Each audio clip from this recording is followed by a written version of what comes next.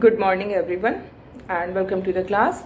We are doing the chapter The End of Bipolarity, and as we know, now this chapter is containing so many topics, like the topics which are originally in the in this chapter, they are there. Okay, then so many topics of chapter 3 are included in chapter 2 only, and other than this some new topics are there, है ना. So presently we have done the chapter, this the end of bipolarity, the content which is given in the this chapter in the textbook. We have completed that, and now we are doing the third chapter, जो कि अब पूरी तरह से delete नहीं हुआ है. उसके कुछ पार्ट्स डिलीट हो गए हैं. जो पार्ट्स आने हैं उसमें से कुछ पार्ट्स के क्वेश्चन हम कर चुके हैं. जैसे जो ऑपरेशंस अमेरिका ने किया वो सारे पार्ट्स आने हैं आपके, है ना. तो जैसे पहला जो था ऑपरेशन इराकी फ्रीडम, जो कि यूएन का ऑपरेशन था, उसको हमने डिस्कस कर लिया है. ठीक है. उसके बाद हमने क्लिंटन के समय का जो 2 मेन इवेंट था उसको भी हमने डिस्कस किया. That through question answer only, ना वेरी शॉर्ट टाइप क्वेश्चन हम कर रहे हैं. So we have discussed about this Yugoslavia, है ना. यूगोस्लाविया में जो अल्बेनियन पॉपुलेशन पे जो स्लोबोदान मिलोसेविक का चल रहा था, है ना, कोसोवो में, वो हमने डिस्कस कर लिया है. उसके कारण नाटो की फोर्स स्टेशन हो गई यूगोस्लाविया में. एंड देन केन्या और दिस तंजानिया, इनमें यहाँ की जो यूएस एम्बेसी थी उस पर जब बॉम्ब ब्लास्ट होते हैं तो फिर प्रेसिडेंट बिल क्लिंटन उस समय जो थे, उन्होंने ऑपरेशन इन्फिनाइट रीच स्टार्ट किया. ये भी हमने डिस्कस कर लिया है. और इससे क्या हुआ था, क्रूज मिसाइल्स जो है वो स्ट्राइक किए गए थे अलकायदा के टेररिस्ट टारगेट्स पे, जो कि सूडान और अफगानिस्तान जैसे कंट्रीज़ में थे. And then we were discussing actually 9/11, है ना. 9/11 हमारा हो गया था. हम ये कर रहे थे कि 9/11 पर यूएस का रिस्पॉन्स क्या था, है ना. How US, what was the response of US to 9/11.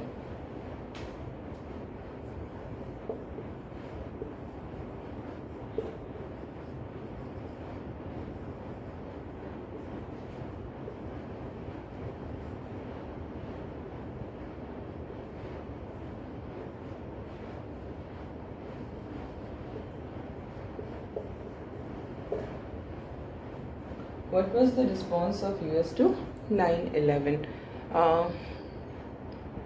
US started global war on terror. This was the response. Okay, this global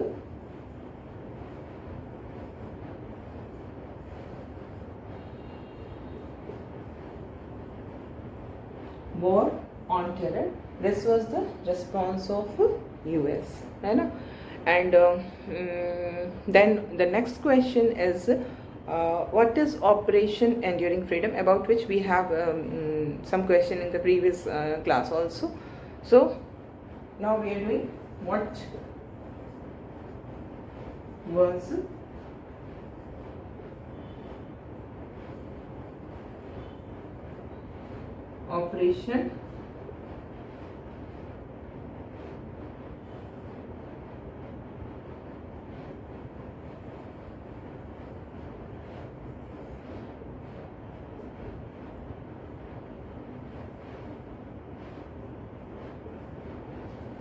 was Operation Enduring Freedom. So this Operation Enduring Freedom was a part of global war on terror, which was started by America in response to the 9/11. ठीक है. ये जो 9/11 के against America ने global war on terror declare किया, है ना. और इस ग्लोबल वॉर ऑन टेरर के अंदर में अमेरिका ने ये ऑपरेशन एंड्यूरिंग फ्रीडम जो है वो स्टार्ट किया. ठीक है. And now we have next question. The question is who were the targets of operation enduring freedom. Okay. So now the question is, who were the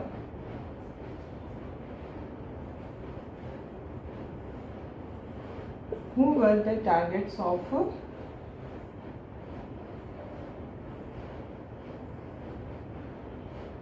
operation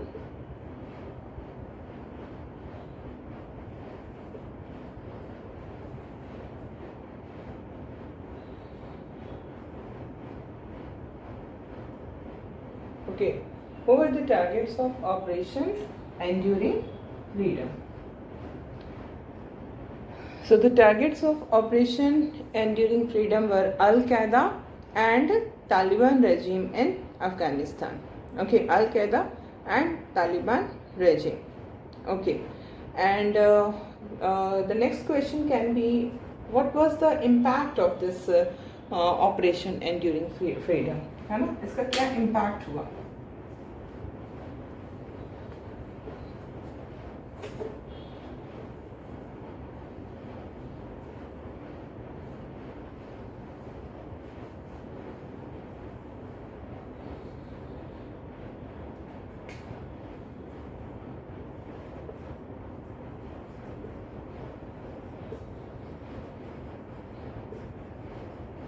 What was the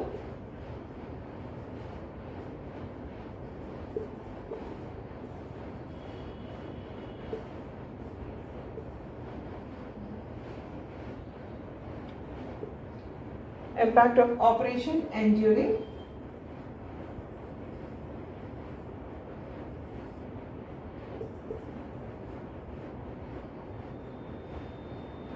Freedom? Okay, so the impact was, first impact इसका जो हुआ वो यही हुआ कि overthrow of the Taliban regime. The Taliban regime was overthrown. उसको हटा दिया गया अफगानिस्तान से. वही टाइम था जबकि ये जो नेटो की फोर्सेस जो वहाँ डिप्लॉय हुई, जिसका लीडर जो था वो अमेरिका ही था, है ना.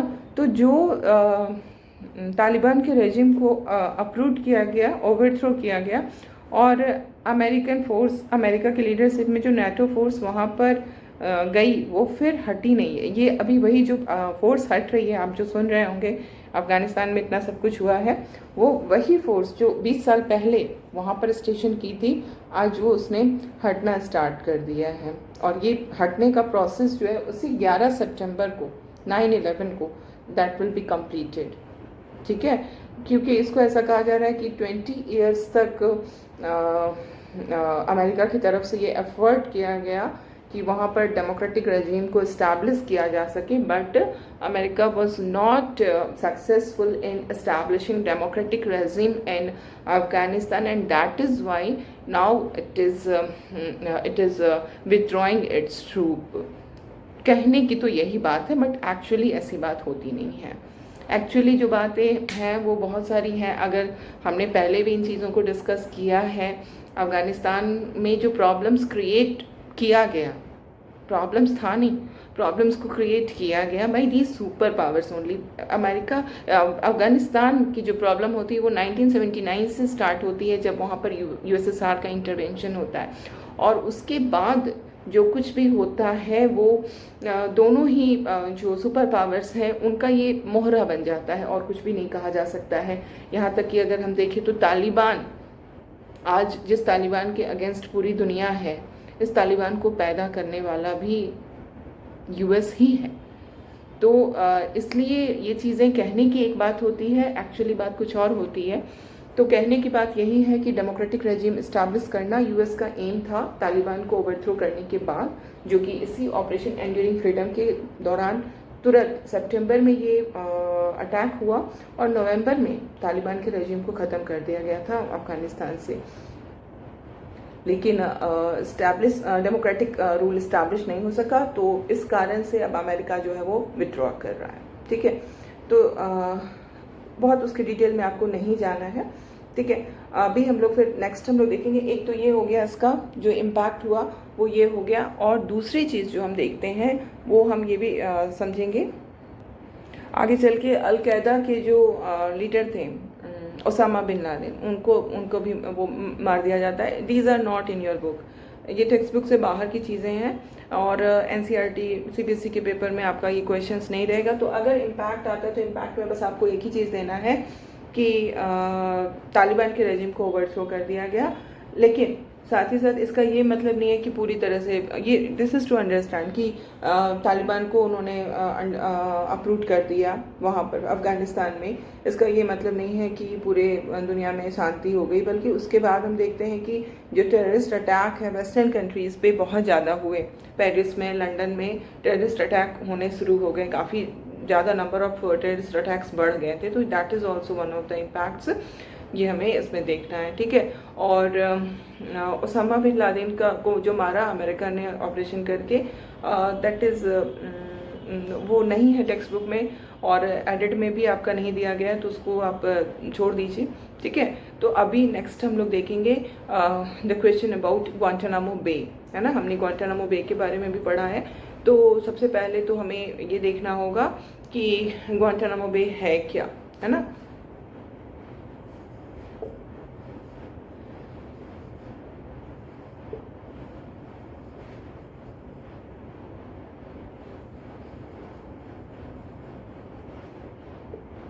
What is Guantanamo Bay?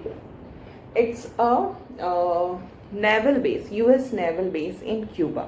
एकदम इसको याद रखना है, क्या है, यूएस का नेवल बेस है क्यूबा में, ठीक है।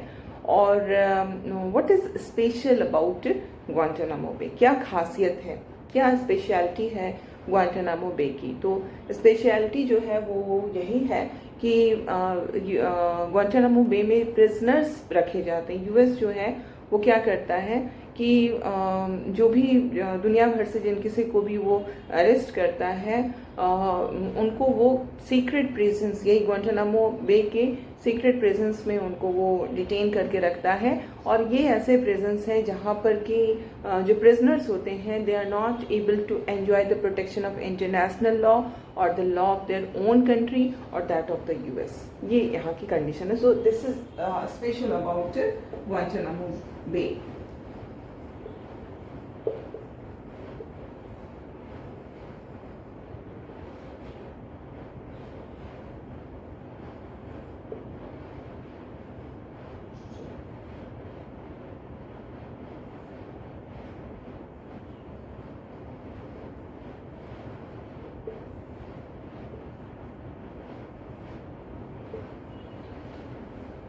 So we will say that in Guantanamo Bay, the prisoners did not enjoy the protection of international law or the law of their own country or that of the US. And not only this, the UN representatives are also not allowed to meet these prisoners. So this is the hegemony of US actually, है ना। So this is, अब हम next topic पे आ रहे हैं और वो next topic हमारा है the Iraq invasion, है ना। Now again dates are important in this connection, like कब इराक इन्वेजन हुआ, कौन सा मंथ एंड ईयर, और at that time who was the president of US, who was the president of Iraq. ये सारे जो हैं वो आपके लिए बहुत ही इम्पोर्टेंट इंफॉर्मेशंस बन जाती हैं, ठीक है। So when the US launched it's invasion of Iraq,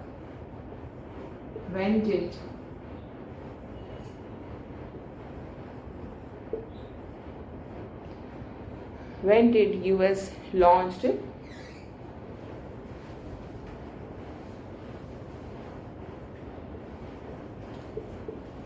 its when did US invasion of Iraq?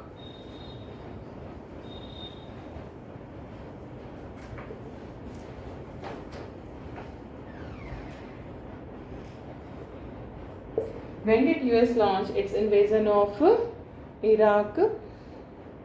Yes, it was there is difference between Operation Desert Storm, जो कि हमने देखा था स्टार्टिंग में, जो 1990 के अगस्त में होता है, कुवैत पे जब इराक ने अटैक किया था। और ये जो अटैक है, ये जो ऑपरेशन है, और उस समय भी इराक पे इन्वेजन हुआ था, इस समय भी इराक पे इन्वेजन हो रहा है, लेकिन दोनों के इन्वेजन में बहुत ज़्यादा फर्क है। वो जो इन्वेजन था वो यूएन की तरफ से था, that invasion was on behalf of the UN, है ना, because UN has tried to negotiate, UN has tried to convince Iraq so that it should withdraw its troops from Kuwait, but Iraq was not ready, and then UN decided to start military action against Iraq, है ना, and that operation was named as Operation Desert Storm, in which US has led this operation, है ना, under the leadership of US. This operation of UN was done. So that was in 1990. But now it's US attack. Mind it. It is not an attack by the UN. Okay, the UN has not given mandate for this attack. It is US attack. Always remember. ठीक है, क्योंकि यहाँ पर आपको अभी और भी चीज़ें आएंगी तो फिर वो चीज़ें हमारा फिर से क्लियर हो जाएगा, है ना। So when did US launch its invasion of Iraq, this is simply facts है, फैक्ट याद करने में कोई दिक्कत नहीं है, बहुत आराम से याद हो जाता है। What is important to understand, है ना, तो फैक्ट्स आप याद कर लीजिए। इट वॉज 19 मार्च 2003, है ना, when US launched it's invasion of Iraq. And what was the name of this operation? The operation's name was Operation Iraqi Freedom, है ना, under which code name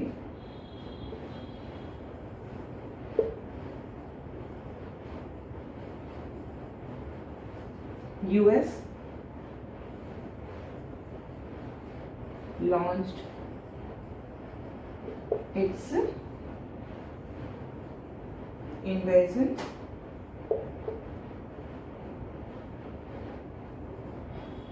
on Iraq. Under which code name? क्या code name था?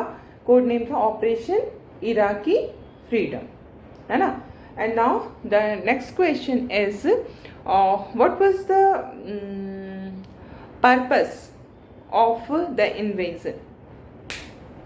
Here you will see that actually there were two purposes. One purpose which was as I told you, अभी just now हम बात कर रहे थे तालिबान की और अफगानिस्तान की, तो हर समय यही होता है. This is the we can say norm of the international politics और anywhere जहाँ भी politics होता है, politics हमेशा power के लिए होता है, but दिखाया क्या जाता है कि हम किसी आइडियोलॉजी के लिए लड़ रहे हैं.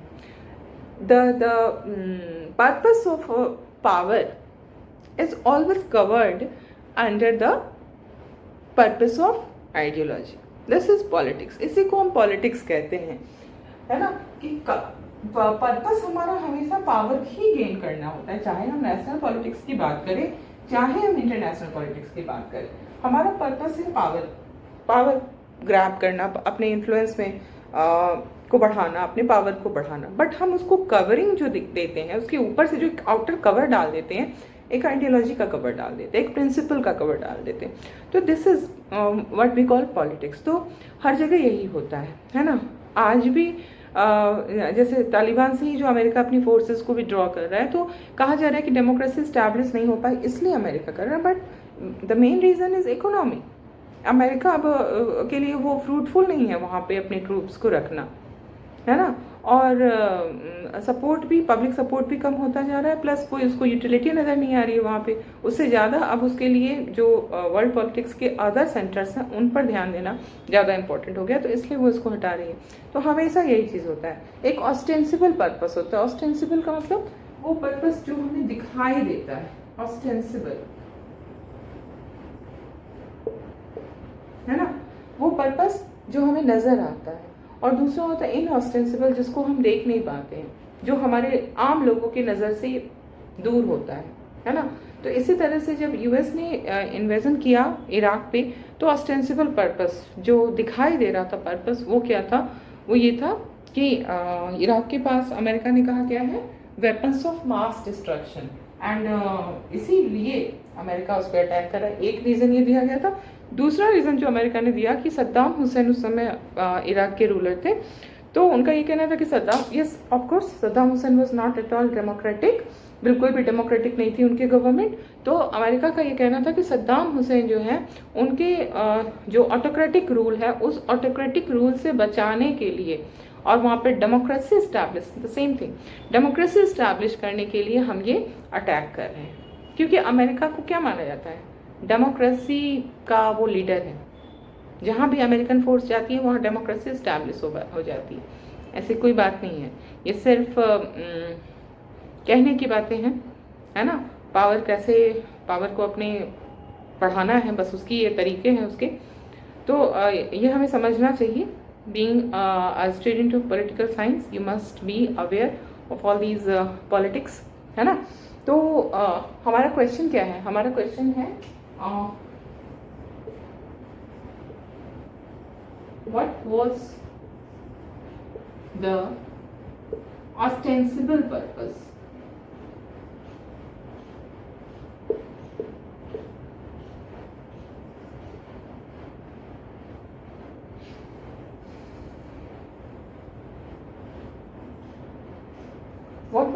ostensible purpose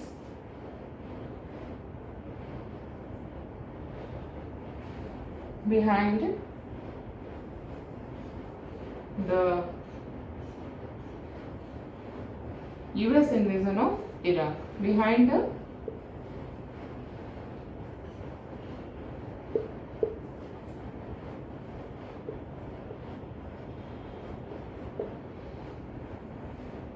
okay, so the ostensible purpose behind the invasion of US Iraq, behind the US invasion of Iraq was that US wanted to prevent Iraq from developing WMD, है ना।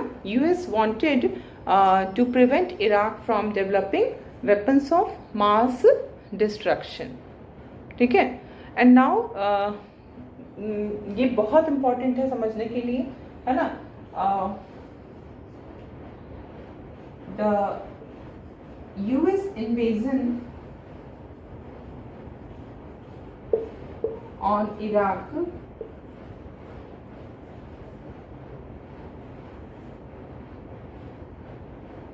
had, the question is, had the US invasion on Iraq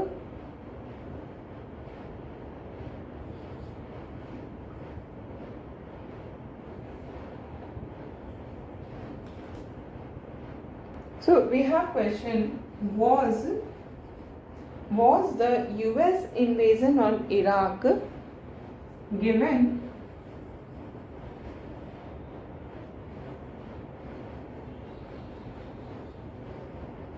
mandate by UN? ये yes और no का question है, ये आपको समझना है ना। This is the difference between operation desert storm, जो कि पहली बार इराक पे इन्वेजन हुआ था, जहाँ से हमारा स्टार्ट होता है यूएस की हेजिमनी, है ना। और ये जो लास्ट हम पढ़ रहे हैं यूएस का फिर से इराक पे इन्वेजन हो रहा है, इन दोनों में बहुत फ़र्क है। क्योंकि पहला जो इन्वेजन हुआ था वो यूएन की मैंडेट के हिसाब से हुआ था, यूएन ने परमिशन दिया था। और ये जो अटैक हुआ है यहाँ पर यूएन ने परमिशन नहीं दिया है। This attack, this US invasion on Iraq was not given mandate by UN, है ना। UN has not given its mandate for this attack. Okay, and now we have another question that is very much important to understand that जब US ने कहा कि वो attack करेगा क्योंकि Iraq जो है वो वेपन्स ऑफ मास डिस्ट्रक्शन बना रहा है, तो यूएन की टीम गई वहाँ पर, ठीक है, इंस्पेक्शन के लिए। एंड जब यूएन की टीम वहाँ पर जाती है, इंस्पेक्शन करती है, तो क्या देखती है कि नहीं, वहाँ कोई भी वेपन्स ऑफ मास डिस्ट्रक्शन नहीं बन रहे हैं, नहीं है वहाँ कुछ भी। इसलिए यूएन ने कहा कि नहीं, उस पर अटैक करने की जरूरत नहीं है, वो WMD नहीं बना रहा है। बट स्टिल यूएस ने इसको नहीं माना और यूएस ने अटैक कर दिया। And what is more important to understand, in this invasion of Iraq, in this US invasion of Iraq, 40 countries were there with America. So you can just imagine the power of America कि UN ने मना किया है फिर भी America attack कर रहा है, और इस act of America is getting support from more than 40 countries. So this is the strength of America. This is why we are reading all these under the chapter US hegemony. है ना। सो ये चीज़ें आपको एकदम समझ के रखना है, क्योंकि इससे क्वेश्चन कहीं से भी स्टेटमेंट वाइज घुमा फिरा के कुछ भी पैसेज में आ सकता है। तो जब तक चीज़ें क्लियर नहीं होंगी तब तक आप सही से आंसर नहीं कर पाएंगे, है ना। तो ये समझना है, ठीक है। इसके बाद हम लोग देखेंगे और भी बहुत सारे अभी क्वेश्चंस आएंगे, ठीक है। So we will continue with this in the next class.